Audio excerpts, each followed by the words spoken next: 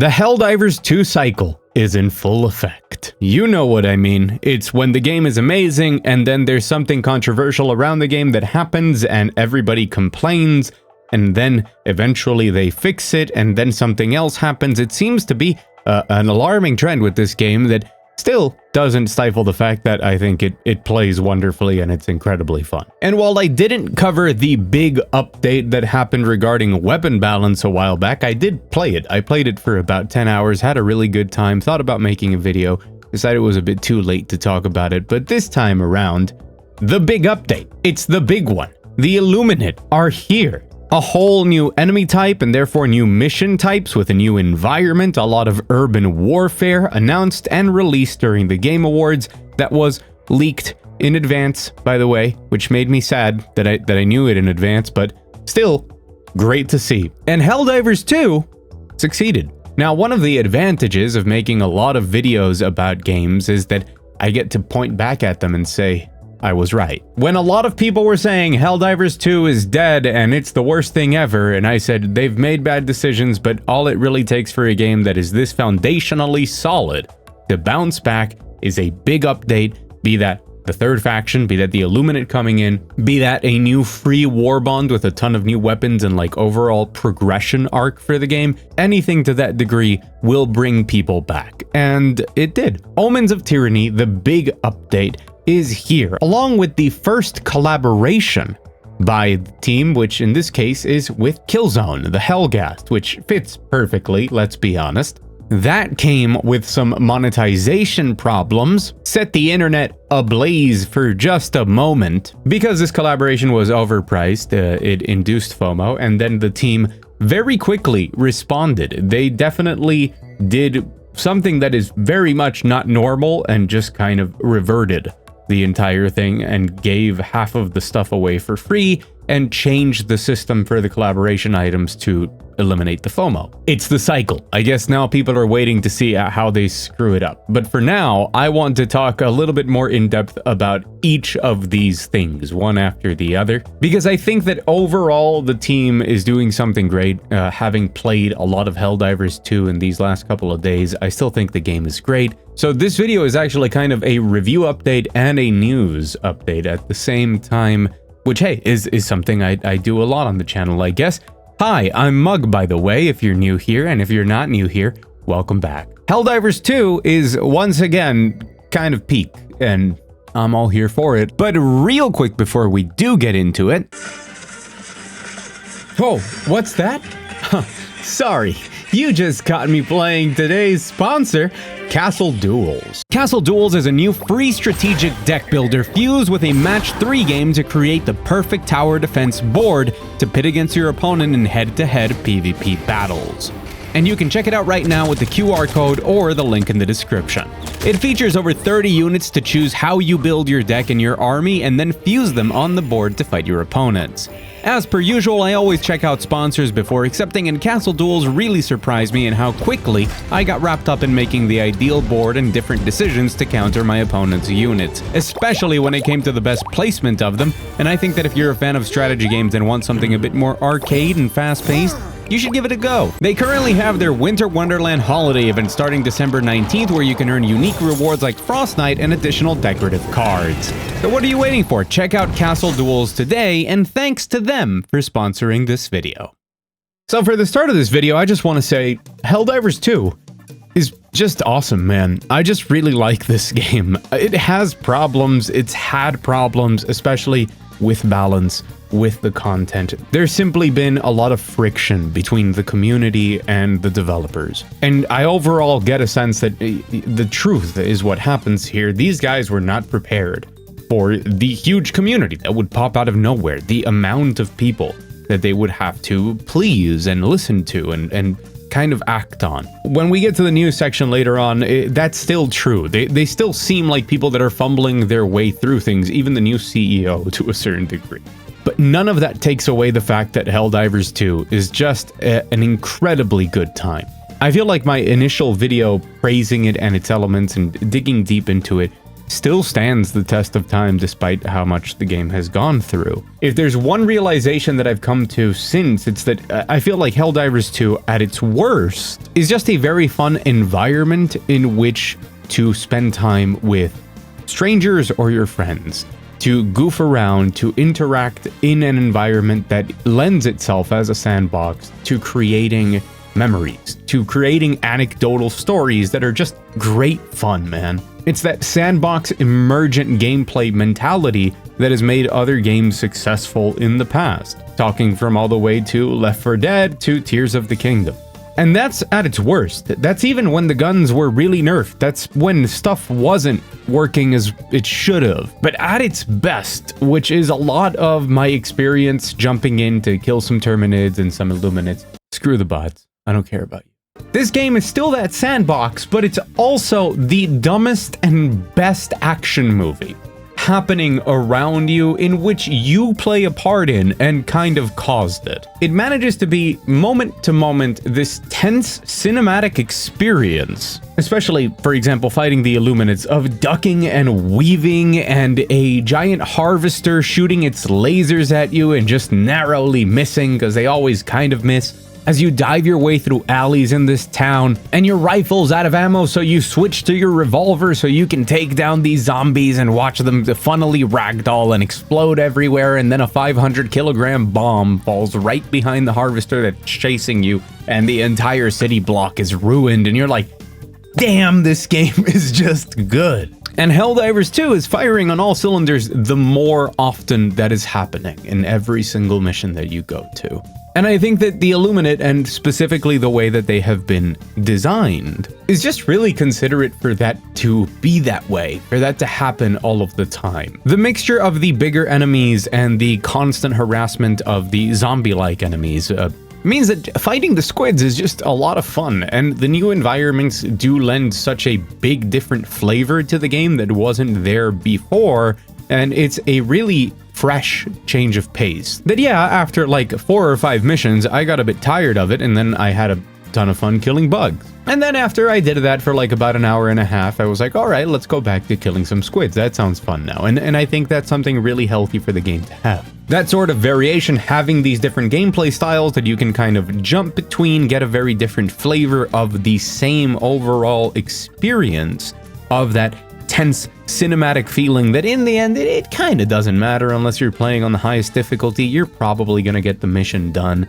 You can go for that challenge where every respawn matters if you really want to, but I think a lot of people just like having a lot of fun with this game, and it's difficult in my experience to fail a mission if you're playing, you know, on 5 or 6 difficulty setting, and it's that perfect blend where then the moment itself can be really tense, like, oh no, I'm gonna die, and you feel like it's a movie thing, but honestly, you're just gonna respawn, you come back, it's fine. And even when the challenge is a little bit higher and you have to worry about not having your loadout, your stratagems to throw down and re-equip, and that being far away, you're going on a mission to recover your stratagems, all those sorts of wrinkles as the difficulty and the importance of things go up. It's something that you can manage on your own basis of what you want from the game, but it all ends up feeding into that final experience. That cinematic sandbox where you get to create these memories with friends or strangers that are just anecdotally awesome, where you get to look out into the landscape of this game and everything about it just feeds into it, just looking and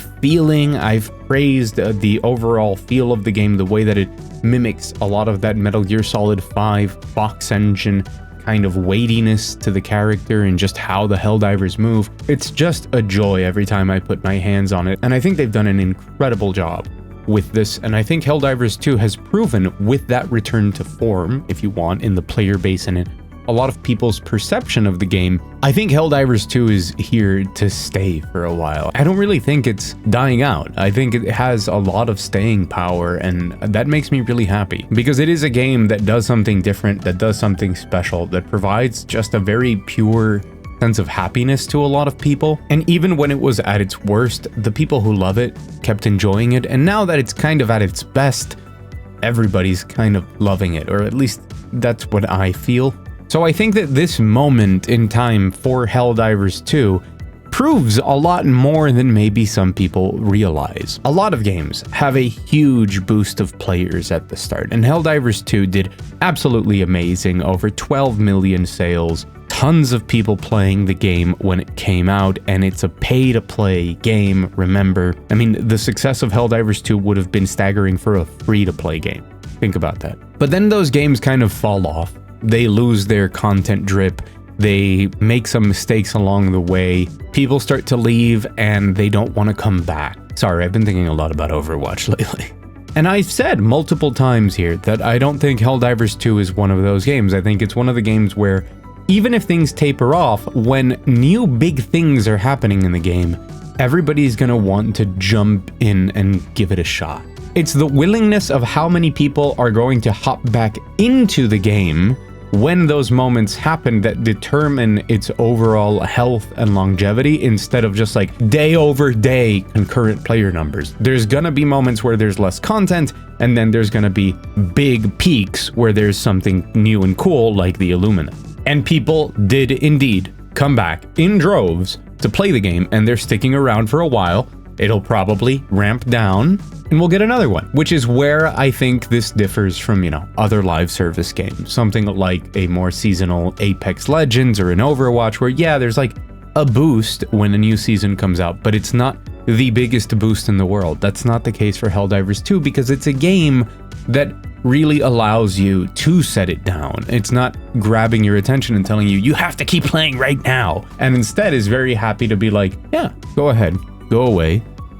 Hey, look, new enemies. And everybody will be like, oh, let's make time for this because I like this game and I still have this good feeling around it. So good job, Arrowhead. Great job. I still love this game so much, but now we have to talk about the controversy that they got themselves into because of that collaboration. $20 to buy everything in a collaboration pack that went up on the Superstore.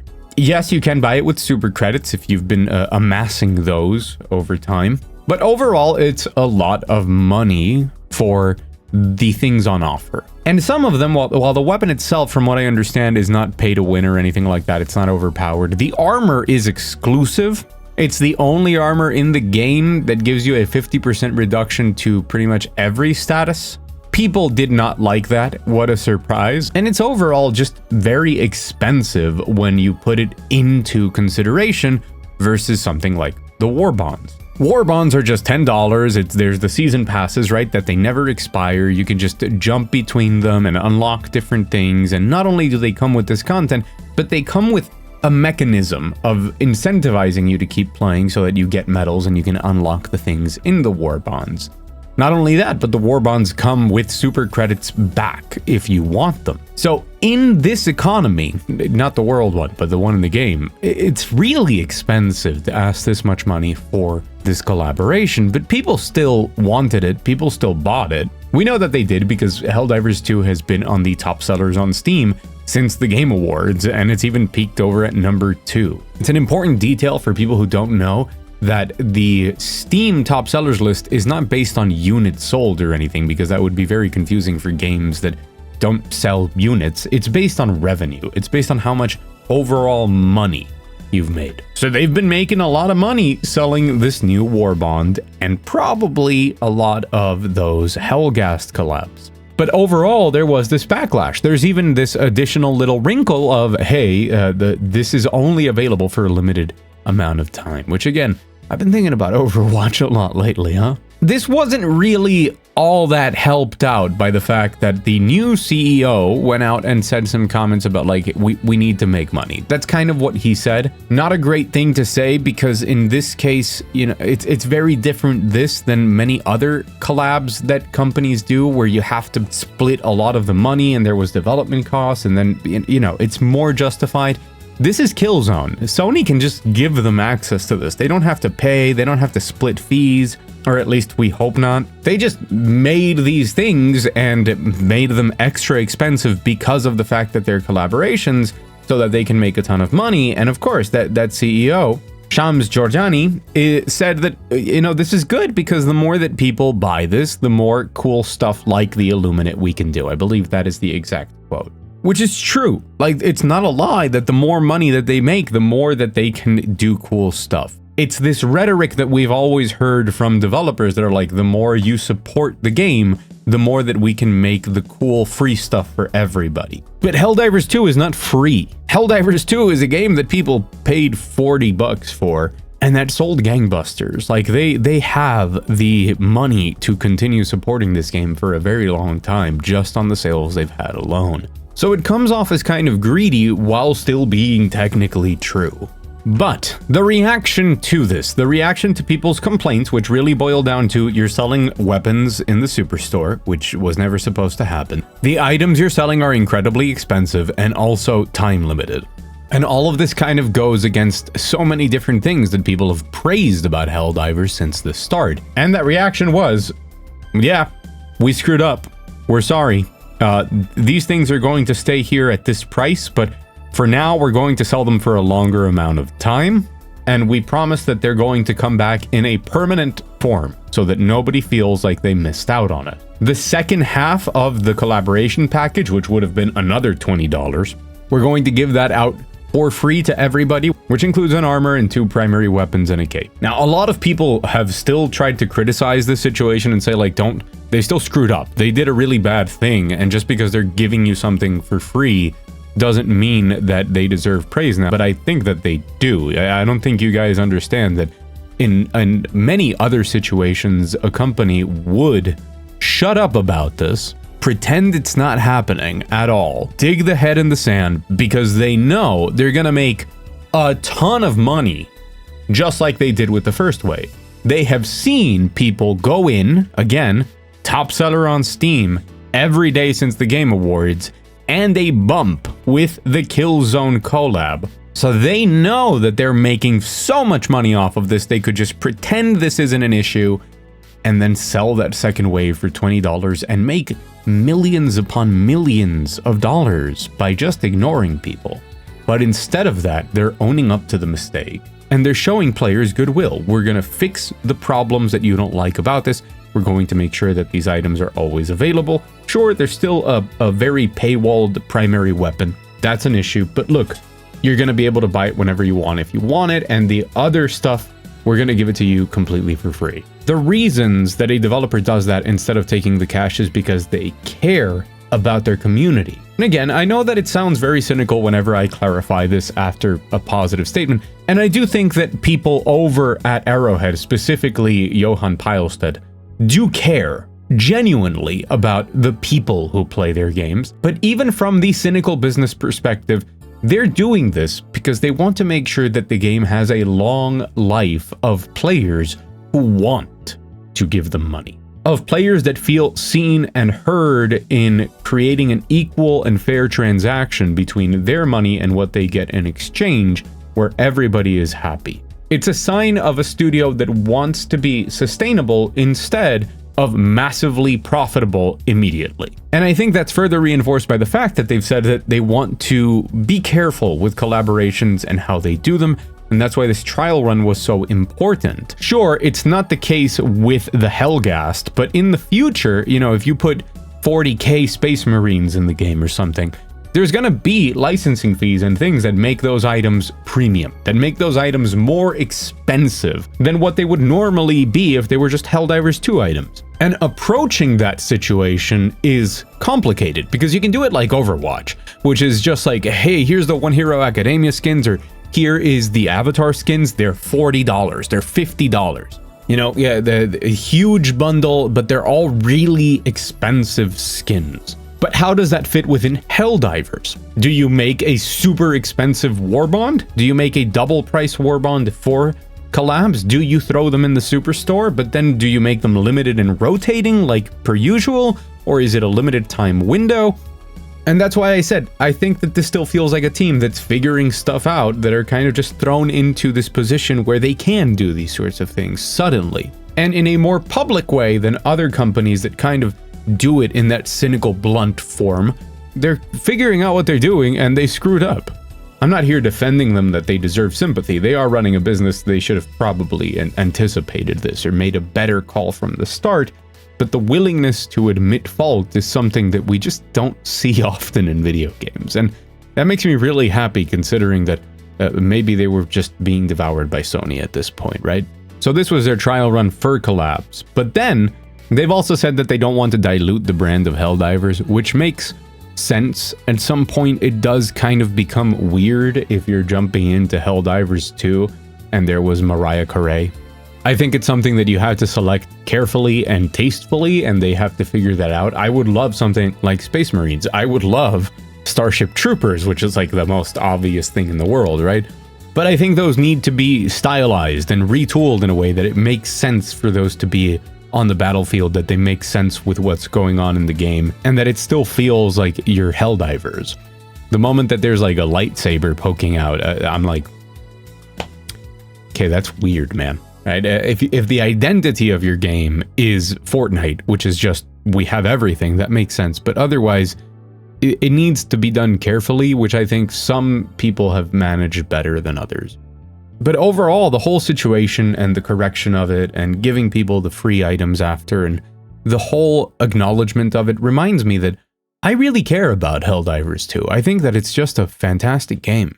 It's a messy but very passionate community with very messy and passionate developers. And I'm sorry if this is kind of like stupidly emotional or something, but I'd much prefer that than a lot of the cold, bitter systems that I've seen over the years, the cold and bitter fan bases and developers just kind of bickering at each other or ignoring each other.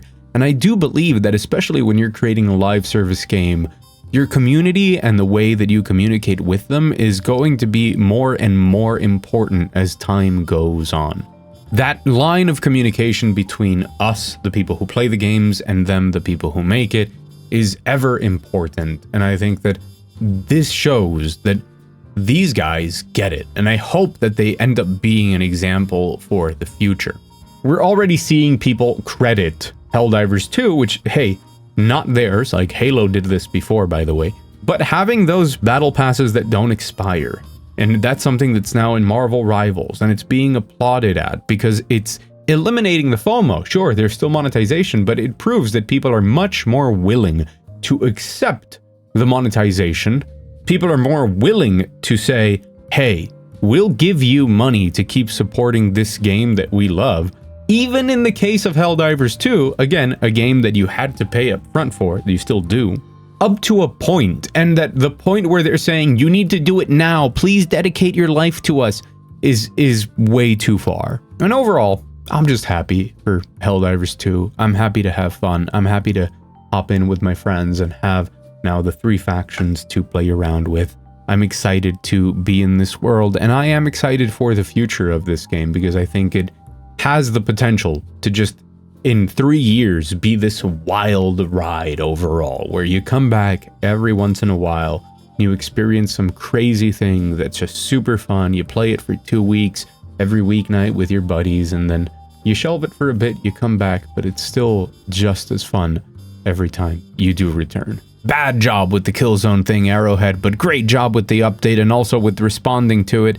It's been a blast. I will talk a little bit more about Helldivers 2 in my year-end review of everything that's happened in gaming.